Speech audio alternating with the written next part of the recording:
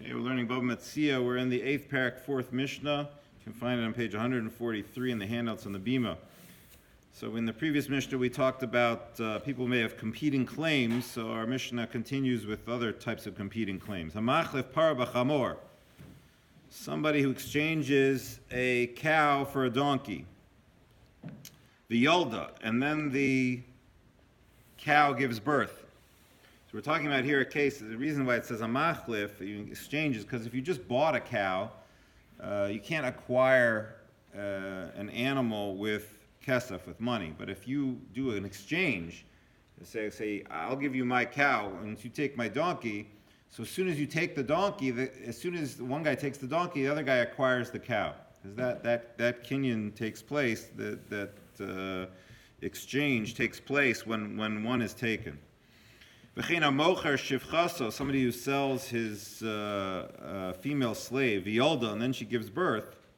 Now, the one who says, until I sold the cow, or until I sold her, they gave birth. Meaning they gave birth, and then therefore the child would belong to the owner, so that he would be able to collect money for the child. And the other one says, no, it's from when I purchased. I purchased already before she gave birth. So they divide it. We mentioned already that this is the position of Sumchus, who says that when you have money which is besafek, you're not sure, that you say, okay, we divide the money. And according to the Chacham, you say, Motzi mechaver al varaya, wherever the property is, wherever the asset is, the other person has to prove that it should come to them, and therefore they hold the upper hand. Haylo shnei avadim.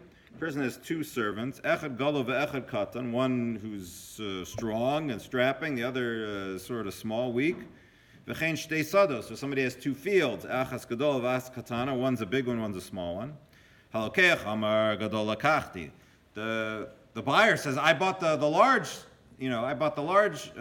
slave. I bought the large field. V'hala omer, and the seller says, Eini yodea, I'm not sure. So zacha bagadol, he gets the big one, because we say bari v'shema bari yadef. If you one who's sure about his claim and one who's doubtful about his claim, we go with the one who's sure. Hamocher omer, the seller says katan macharti, I sold you the small one. The other v'hala omer any day, and the buyer says, I'm not sure which one I bought. So the ein lo ela katan, so then he gets the small one, because again, doubtful and certain claims, you go with the certain one.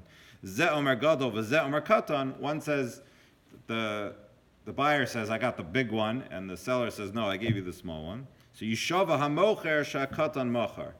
So the seller has to swear that he, in fact, sold the small one, and then the buyer has to accept the small one, but the seller has to take the oath.